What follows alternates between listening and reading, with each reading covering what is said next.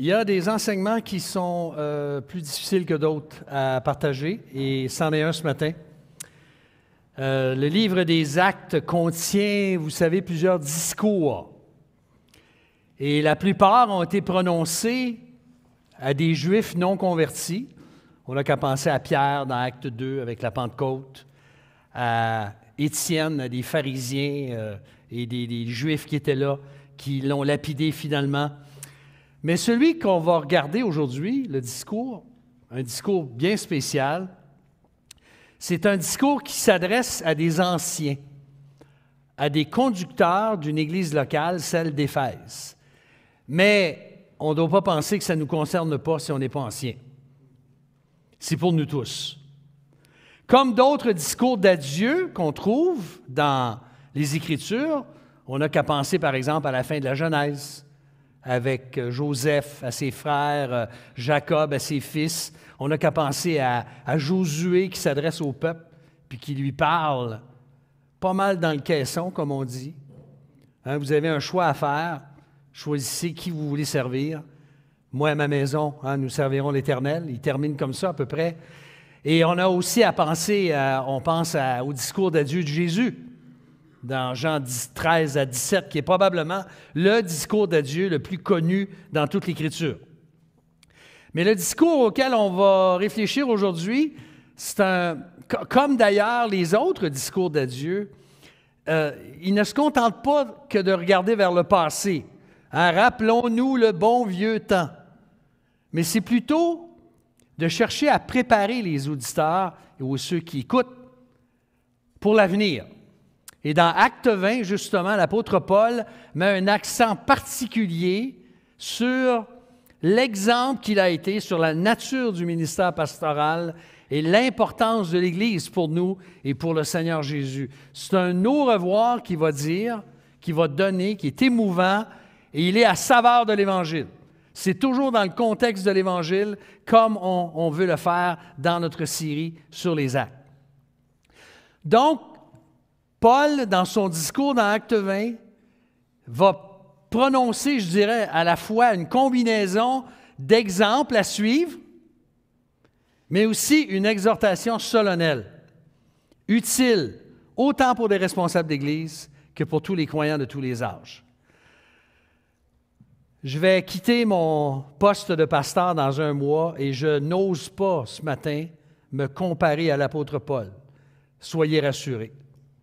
J'y arriverai certainement même pas à la cheville. Mais toutefois, sans me comparer à lui, je veux m'identifier à lui. Je veux tirer exemple de ce qu'il a dit dans Acte 20 aux anciens. Alors, avec un peu d'émotion, ce matin, vous comprendrez l'enseignement d'aujourd'hui et la deuxième partie que je vais apporter le 31 décembre, le dernier jour du mois. Donc, ce sont en fait mes prédications, non pas d'adieu, je veux vous rassurer, mais d'au revoir. C'est mes prédications d'au revoir parce que, autant que ça dépende de moi, on va se revoir, ici-bas. J'espère bien. Et sinon, Dieu voulant, comme le cantique le dit, nous serons pour toujours réunis. Hein? Si nous devons bientôt quitter ces lieux bénis, comme le cantique béni soit le lien, on le chantera le 31 décembre. C'est déjà dans mon esprit.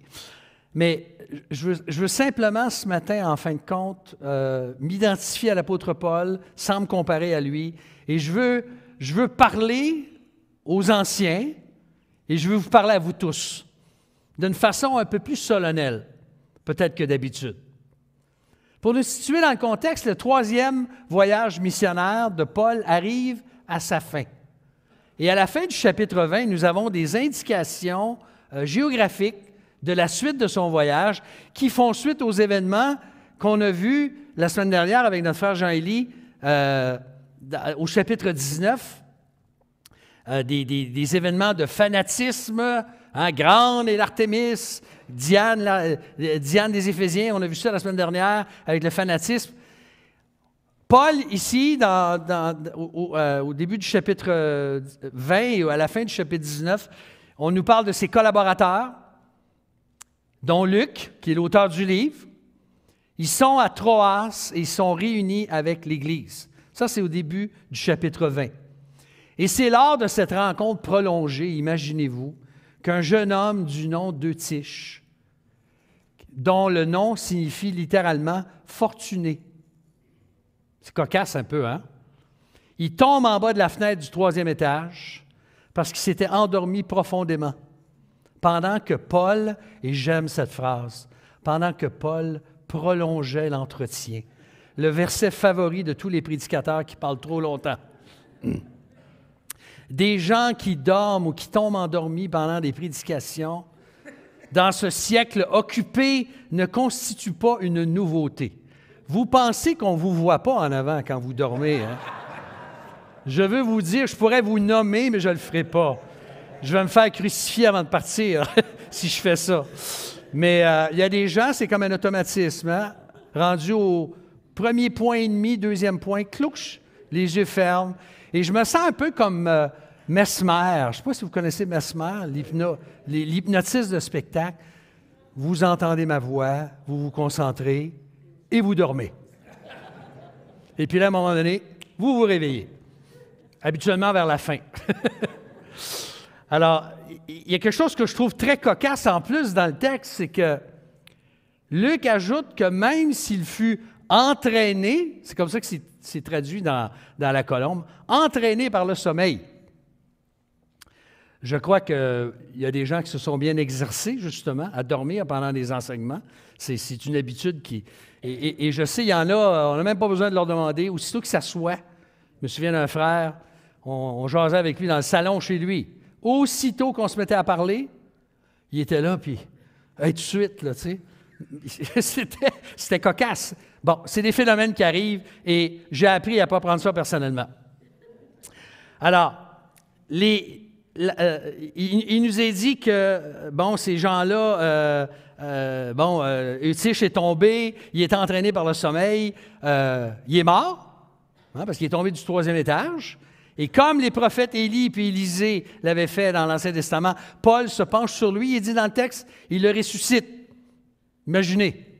Alors, si quelqu'un doutait de son apostolat, l'apôtre Paul, il devait se réviser, là. Donc, non simplement, il ressuscite le mort, mais vous savez ce qu'il fait? Il poursuit toute la nuit ses enseignements. Toute la nuit, avant de partir pour Milet, parce qu'il savait probablement que c'était la dernière fois qu'il serait avec eux, et il en a profité. Alors, on n'a pas fait ça souvent. Je n'ai jamais fait ça prêcher toute une nuit. J'ai vu des enseignements se prolonger en soirée avec certains prédicateurs, même peut-être moi. Mais ici, on voit l'apôtre Paul qui veut se rendre à Jérusalem avant le jour de la Pentecôte. Avant le jour de la Pentecôte, probablement parce qu'il voulait remettre justement cette collecte qu'on vient de lire dans Romains chapitre 15, il en parle. Il avait amassé beaucoup d'argent pour les croyants qui étaient appauvris à Jérusalem. Donc, il ne pouvait pas se permettre d'arrêter à nouveau à Éphèse. S'il le faisait, il aurait passé beaucoup trop de temps.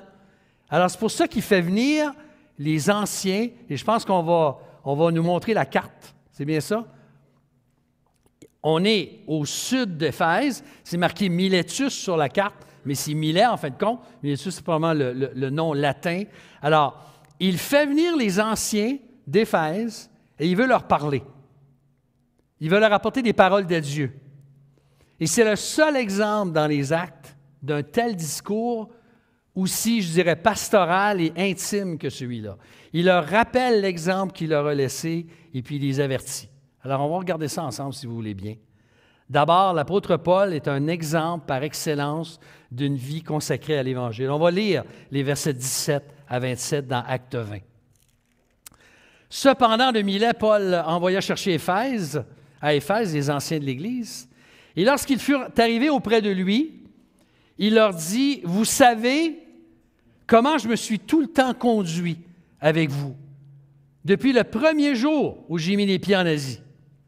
J'ai servi le Seigneur en toute humilité, avec larmes, et au milieu des épreuves que me suscitaient les complots des Juifs. Sans rien dissimuler, je vous annonçais et vous enseignais publiquement et dans les maisons tout ce qui vous était utile, en proclamant aux Juifs et aux Grecs la repentance envers Dieu et la foi en notre Seigneur Jésus. Et maintenant, voici que, lié par l'Esprit, je vais à Jérusalem, sans savoir ce qui m'arrivera. Seulement, de ville en ville, le Saint-Esprit atteste et me dit que des liens et des tribulations m'attendent. Mais je ne fais aucun cas de ma vie, comme si elle m'était précieuse, pourvu que j'accomplisse avec joie ma course et le ministère que j'ai reçu du Seigneur Jésus. Rendre témoignage à la bonne nouvelle de la grâce de Dieu. Et maintenant, voici, je sais que vous ne verrez plus mon visage, vous tous au milieu de qui j'ai passé en prêchant le royaume de Dieu. Et c'est pourquoi je l'atteste aujourd'hui. Je suis pur du sang de vous tous, car sans rien dissimuler, je vous ai annoncé tout le dessein de Dieu. C'est assez émouvant quand on lit ce texte-là et qu'on regarde comment Paul s'est adressé aux anciens.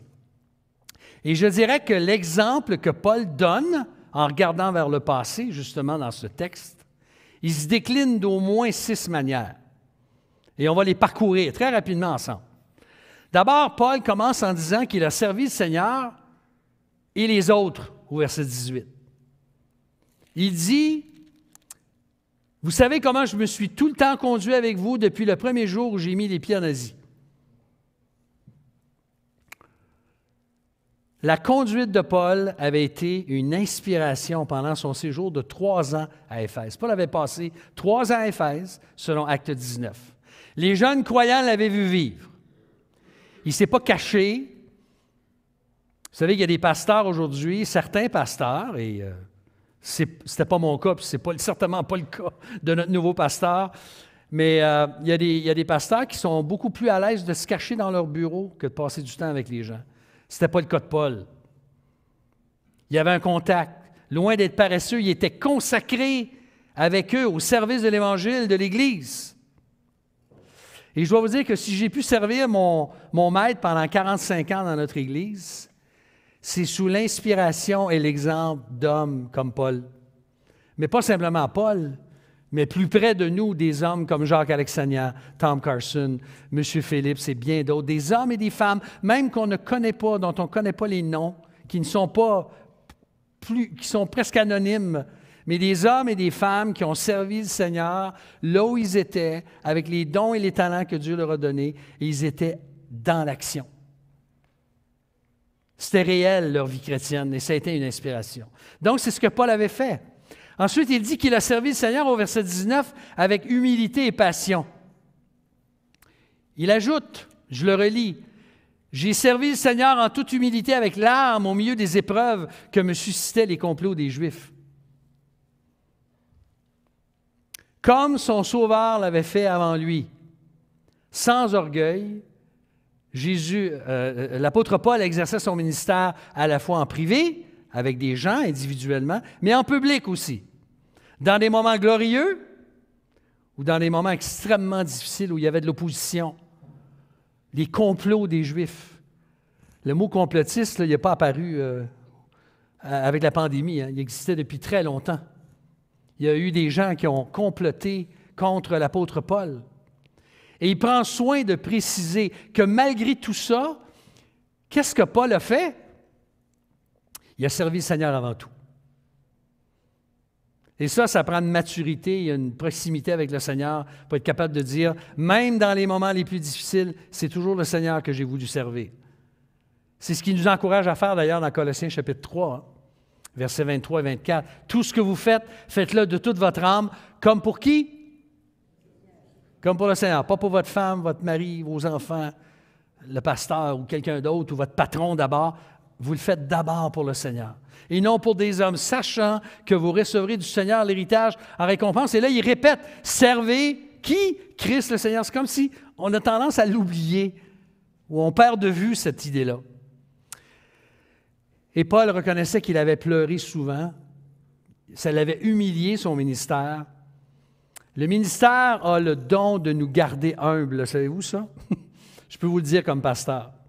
Quand on est tenté de s'enorgueillir, Dieu, il s'organise pour nous amener une critique, une situation, une difficulté, où on se rend compte qu'on est comme des mendiants, comme je disais dans ma prière tout à l'heure, on est comme des mendiants qui se présentent devant Dieu, les mains vides, qui reçoivent tout par grâce.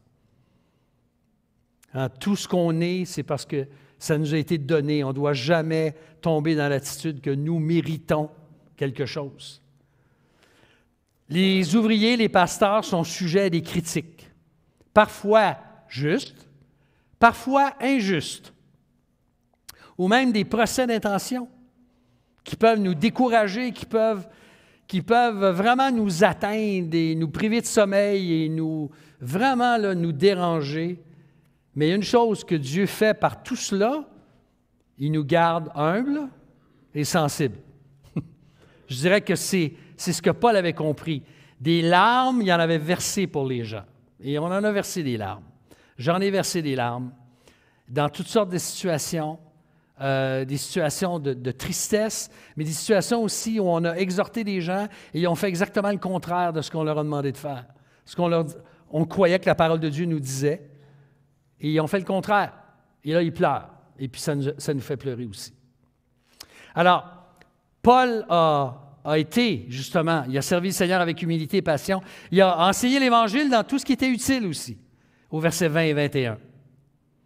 Lorsqu'il dit, « Sans rien dissimuler, je vous annonçais et vous enseignais publiquement et dans les maisons tout ce qui vous était utile, en proclamant aux Juifs et aux Grecs la repentance envers Dieu et la foi en notre Seigneur Jésus. » Peu importe l'occasion, l'endroit, Paul saisissait toutes les occasions pour faire connaître la bonne nouvelle du salut et du pardon en Jésus-Christ. Paul n'a rien caché. Il n'a pas retenu le message qu'il avait à livrer. Il n'a rien dilué, il n'a pas doré la pilule pour la rendre plus facile à avaler. Il y en a qui font ça aujourd'hui, supposément au nom de Jésus.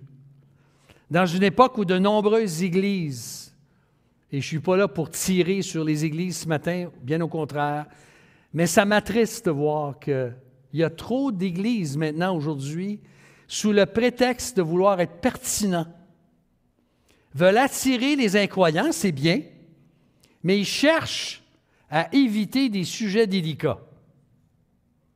On ne parle plus du péché, on ne parle plus de la perdition, on ne parle plus de la repentance, on ne parle plus du mal. Et qu'est-ce que c'est la crainte de Dieu? Et quand je réfléchis à ça, moi, c'est un avertissement solennel ici que ça me donne. Et je m'en suis inspiré par la grâce de Dieu. Par la grâce de Dieu, je n'ai jamais cherché à éviter des sujets plus délicats que d'autres. On serait toujours tenté de passer par-dessus des textes, mais ça, c'est le génie de la prédication textuelle. On n'a pas le choix, on arrive là, on en parle. La Bible en parle, on en parle. Et il y a des gens qui peuvent nous intimider parfois, qui ne sont pas du tout heureux qu'on parle de certains sujets. Bien, il faut déclarer le message. Il n'a rien caché. Il faut être honnête.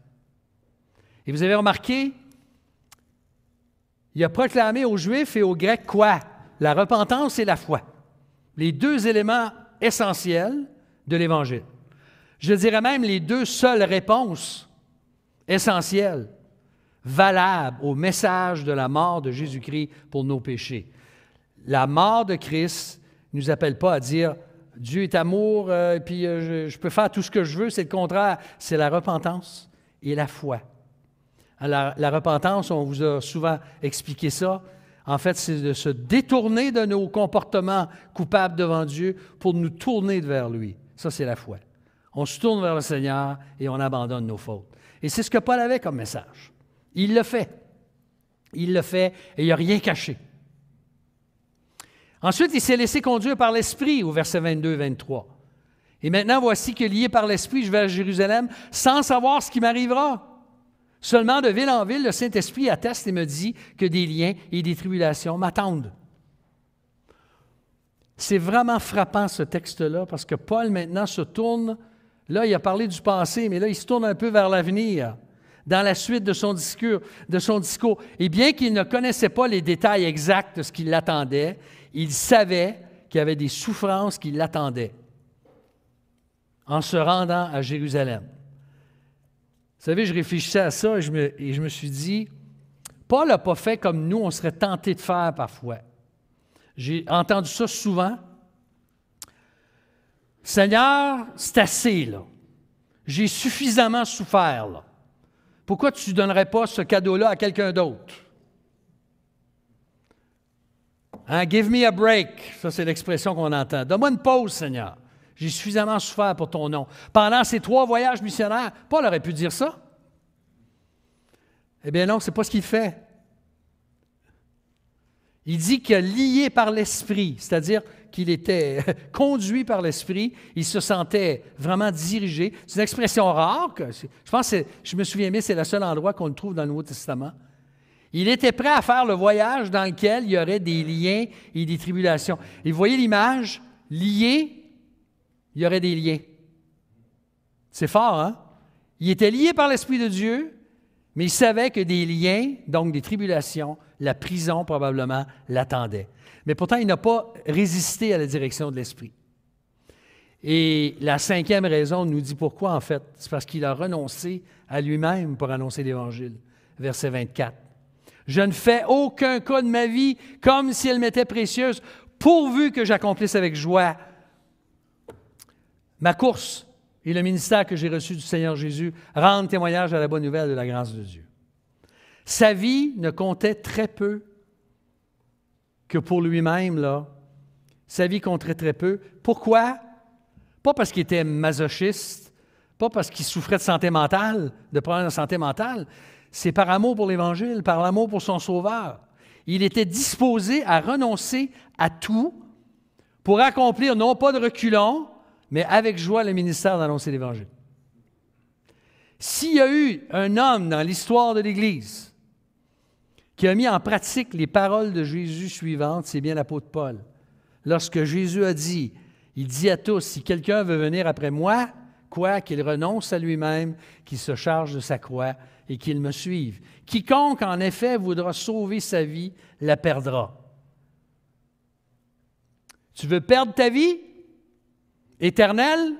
Essaye de sauver celle d'ici. C'est ce que Jésus a dit. Mais quiconque perdra sa vie, à cause de moi, perdra, c'est-à-dire qu'il va l'abandonner au Seigneur. Aux yeux des gens, ça a l'air qu'il la perd, qu'il perd sa vie. Mais ce serait quoi le résultat? Il la sauvera. Un beau paradoxe, un autre paradoxe que Jésus enseigne.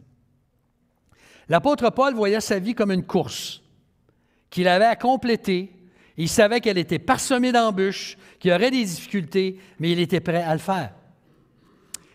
Et le dernier volet de son exemple, au verset 25 à 27, c'est qu'il a servi avec une conscience tranquille et sans rien cacher. Et maintenant, voici, verset 25, « Je sais que vous ne vous verrez plus mon visage, vous ou tous de qui j'ai passé en prêchant le royaume de Dieu.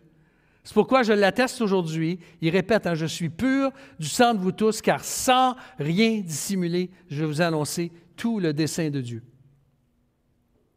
Paul était bien au fait que les anciens ne reverraient pas son visage. C'est ce qu'il croyait. Et pourtant, c'est intéressant parce qu'il n'allait pas mourir tout de suite à Jérusalem. C'est beaucoup plus tard. Il va aller à Rome. Il va faire un 4e voyage missionnaire différent sur un bateau, lié, devant comparaître devant l'empereur.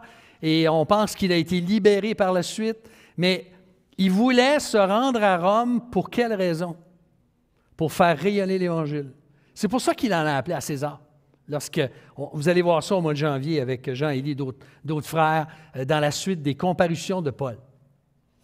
Mais encore une fois, Paul, il a un regard dans le rétroviseur, il regarde son rétroviseur, une fois de plus, il pouvait affirmer qu'il avait prêché tout le conseil de Dieu, son grand plan de rédemption sans rien cacher.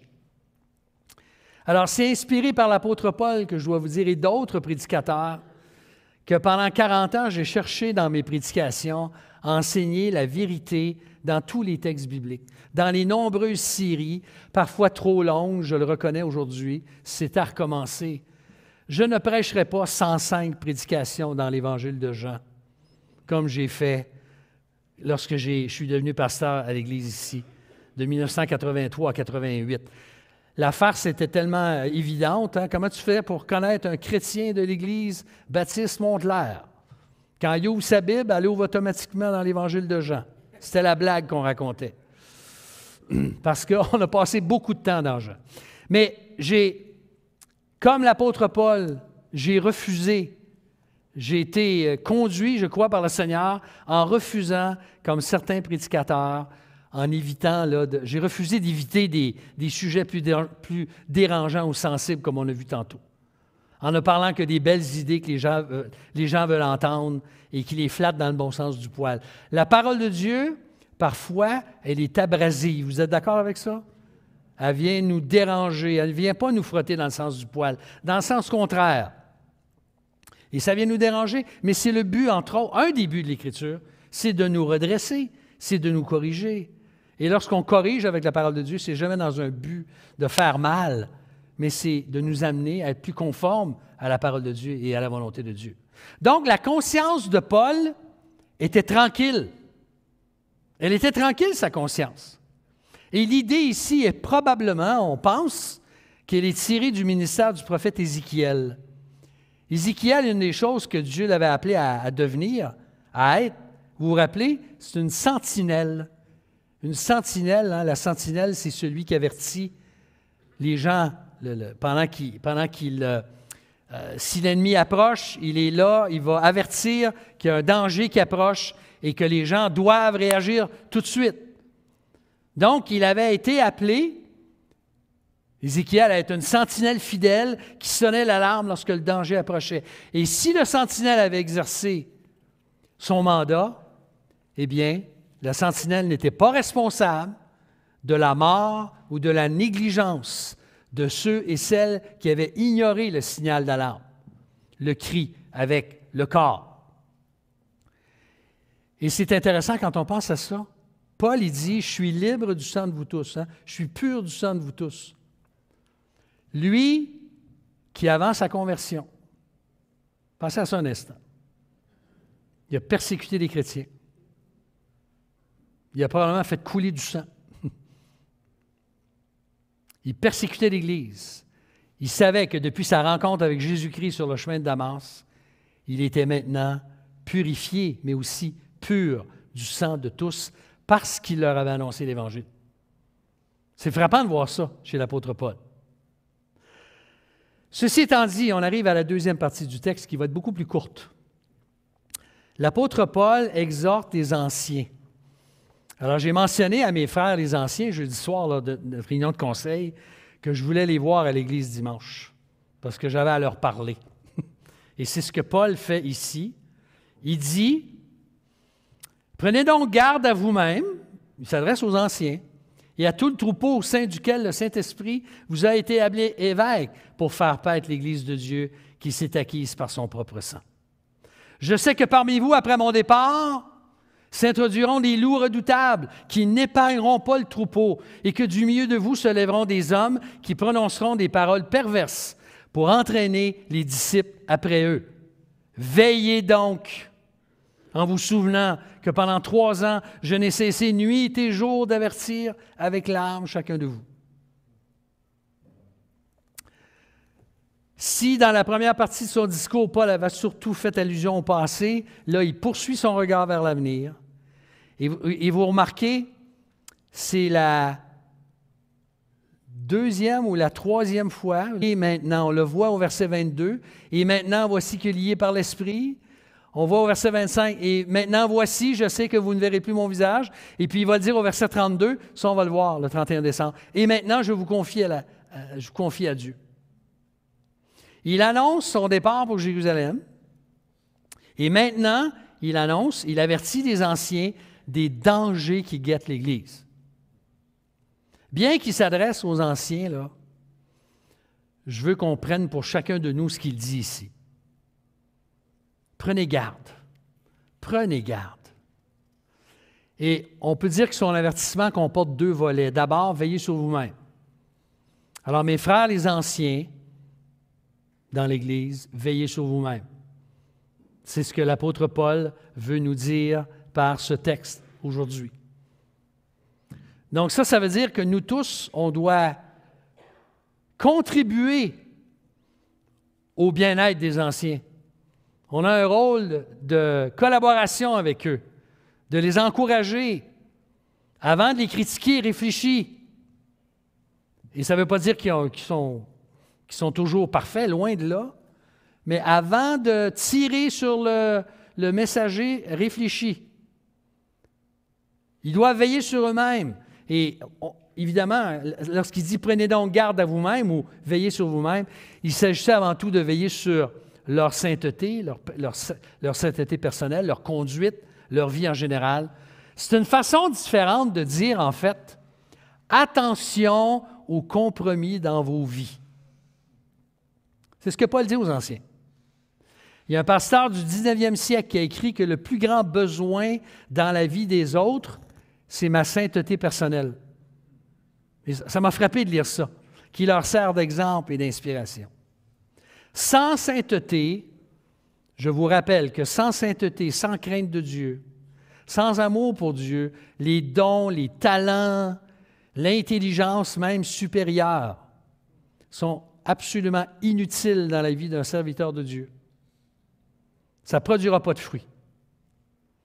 On peut même affirmer que la sainteté et l'amour pour Dieu, je dirais, il y a l'autre côté aussi, ça peut même compenser pour certains manquements. Ce n'est pas tous les anciens qui sont capables de prêcher, et ce n'est pas un manquement, ça. Il y en a qui ont des dons différents, mais on peut avoir des manquements dans nos vies, on en a, on bronche tous de plusieurs manières, Jacques nous dit. Dans la vie d'un ancien, d'un pasteur, il y a des domaines où il y a des choses encore à travailler. Mais quand on voit la sainteté et l'amour pour Dieu et l'amour pour les autres en particulier, ça compense. Et je sais que le Seigneur m'a permis de vivre ça moi-même. Combattre le péché dans nos vies, là, ce sera un projet jusqu'au retour du Seigneur ou jusqu'à notre mort, on le sait. Ça va nous accompagner. Mais il faut persévérer et prendre garde à nous-mêmes. C'est ce qu'il dit aux anciens. Mais il leur dit aussi de veiller sur l'Église. Pas simplement de veiller sur eux-mêmes, mais de veiller sur l'Église que Christ s'est acquise au verset 28. Et la Trinité est mentionnée dans ce texte. Parce que, voyez comment Paul parle. Il dit, prenez donc garde à vous-même et à tout le troupeau au sein duquel le Saint-Esprit vous a été établi évêque pour faire paître l'Église de Dieu ou l'Église du Seigneur. Les deux sont possibles. Dans cette mention du Père et de l'Esprit qui sont impliqués, Paul servait le Seigneur Jésus, bien sûr, mais le Père et l'Esprit étaient là. Cette référence est claire au fait que l'Église est celle de Dieu, du Seigneur. Ce n'est pas notre Église. Et si vous saviez combien de fois j'ai dû me le rappeler, bien que j'étais consacré à l'Église, ce n'était pas mon Église, c'était l'Église du Seigneur. C'est Dieu qui ajoutait, c'est Dieu qui enlevait, c'est Dieu qui faisait le travail. Bien sûr, il nous utilise. Mais c'est lui qui se l'est acquise, qui l'a rachetée par son propre sang. Il a donné sa vie pour elle, comme un époux est appelé à donner sa vie pour son épouse. Ça vous rappelle quelque chose dans Éphésiens, chapitre 5? Hein? Marie, aimez chacun votre femme. Le standard est un peu élevé, comme le Christ a aimé l'Église. Il s'est livré lui-même pour elle. Il s'est livré.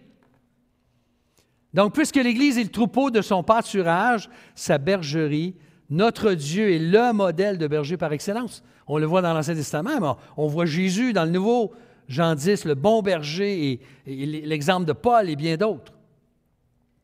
Des anciens, selon ce texte, et des évêques, ou plutôt des anciens sont des évêques.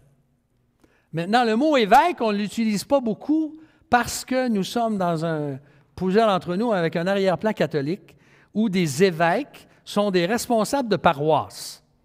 Hein, ils ont un évêché. Mais le mot évêque en soi est tout à fait biblique.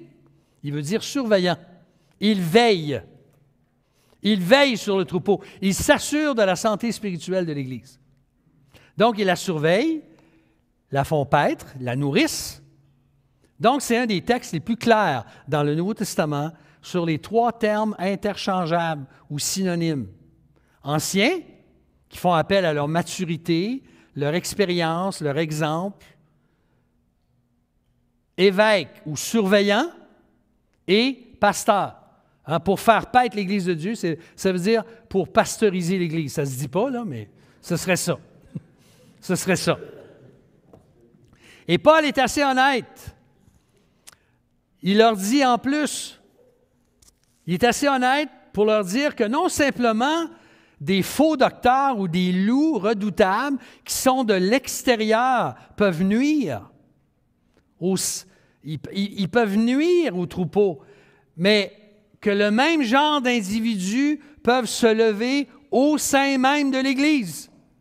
Et savez-vous où? Au sein même des anciens. Tu dis, voyons, non, Paul, qu'est-ce que tu fais là? Non, non, Paul savait. Il l'avait vu.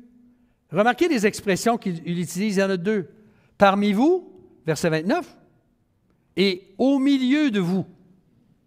Même il y a des anciens qui peuvent tomber dans le panneau et être des gens qui vont nuire à l'Église. Vous savez, j'ai souvent entendu certains faux docteurs se vanter puis dire que les pasteurs qui sont là dans l'Église, ailleurs, ça vaut rien, puis eux, ils ont la connaissance, eux, ils ont la doctrine, tout ça. Mais ceux qui se vantent d'être des bons pasteurs ou des anciens, dans certains cas, sont en réalité pas des pasteurs, sont des prédateurs. C'est ce que Paul dit, en fait. Ils cherchent à faire des victimes de leurs faux enseignements et se préoccupent. Ils ne se préoccupent pas du tout de la santé spirituelle de l'Église, mais ils s'occupent habituellement de leur gloire et de leur portefeuille, malheureusement. Et ça nous avertit, ça. Et c'est pourquoi il est essentiel, frères et sœurs bien-aimés de l'Église chrétienne du plateau, qu'une Église ait des anciens, et non pas un seul ancien ou un seul pasteur. Vos anciens sont des pasteurs par définition.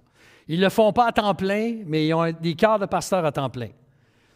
Et je sais que certains, s'ils pouvaient, ils sont trop occupés à prendre soin de l'Église qu'ils aimeraient mieux le faire à temps plein et puis laisser leur travail qui leur permet d'être rémunérés. Mais il est quand même intéressant de voir, d'après ce texte, que les anciens sont appelés à servir ensemble. Et quand on est redevables les uns aux autres, dans la conduite, dans l'enseignement, c'est là qu'on va être capable de faire face à des faux docteurs et des gens qui peuvent menacer l'Église. Et les menaces ne manquent pas aujourd'hui dans toutes sortes d'enseignements qu'on voit à l'Internet puis qu'on voit dans certaines églises. Il y a des enseignements qui peuvent égarer et nuire au troupeau de Dieu, qui nous éloignent de l'Évangile. Et les anciens ont la responsabilité. Fait que quand vos anciens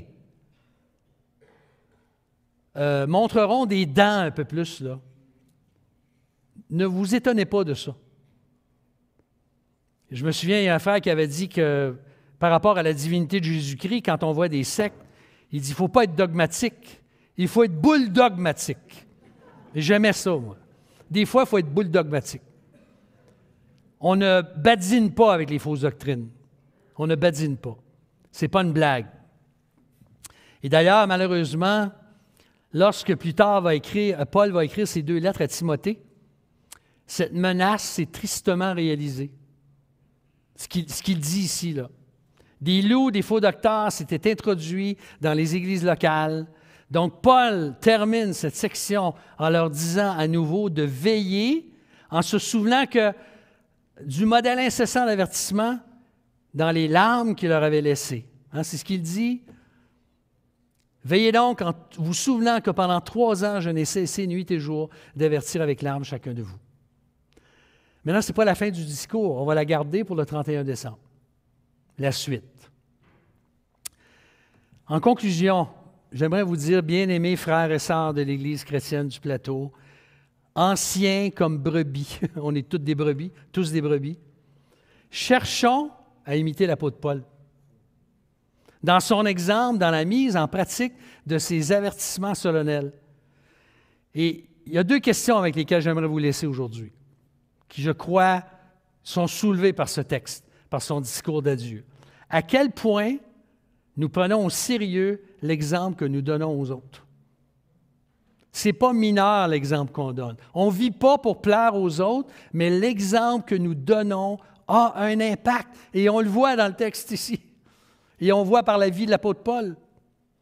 Et la deuxième question que je vous laisse, c'est à quel point on prend au sérieux notre propre conduite et l'Église comme troupeau. Est-ce qu'on a à cœur vraiment l'Église du Seigneur? Est-ce qu'on l'aime? Est-ce qu'on a à cœur? On veut la protéger, on veut collaborer avec ceux qui la conduisent, ceux qui la nourrissent, ceux qui travaillent. On met nos dons et nos talents au service du Seigneur. C'est ça qu'on veut faire parce qu'on aime l'Église. Et vous savez, vous n'avez pas besoin d'être un ancien pour avoir à cœur l'Église. Chaque brebis, Dieu nous appelle à avoir à cœur l'Église.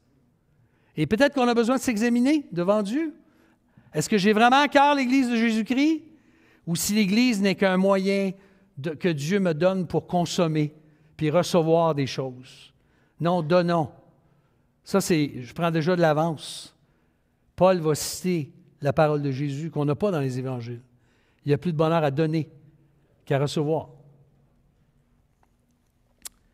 Veillons sur nous-mêmes et sur le peuple de Dieu. C'est le message que je vous laisse ce matin dans ce discours.